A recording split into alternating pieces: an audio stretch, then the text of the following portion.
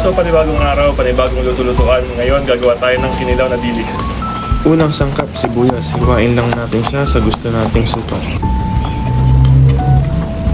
Pangalawang sangkap, daliri ng mga paa mo. Ay, luya pala.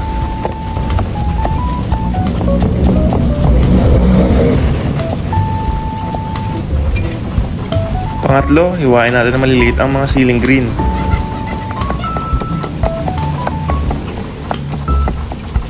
Pang-apat, ang magpapagana sa atin, ang siling pula.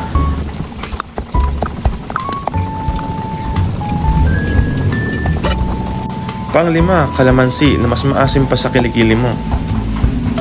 So lagyan natin ng asin, imekos-mekos natin yan. Paminta, buo o durog, okay lang. Tapos pigaan natin ng kalamansi. Yan. Kung wala naman kayong pansala para hindi umalo ang mga buto sa kilawin natin, pwede naman ng mga kamay nyo. Pagkatapos, ayan, imekos-mekos na natin yan. Tapos, lagyan na natin ang prepared natin na suka. Hugasan natin mabuti ang ating mga dilis. Kapag malinis na, lagyan na natin ng suka. Pabayaan lang natin to mga 5 minutes. Kusang maluluto itong mga dilis natin. After 5 minutes, ilagay na natin dyan sa mga pinaghalo-halo nating mga sangkap. At ito na, gawa na ang ating kinilaw na dilis. Taob na naman ang isang kalderong kanin ito. So ayan guys, so gawa ng ating kinilaw na dilis.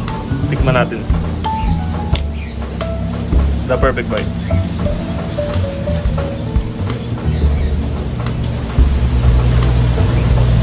The best, sarap. Bagay na bagay ito mamaya sa gin bilog. Maanghang pa.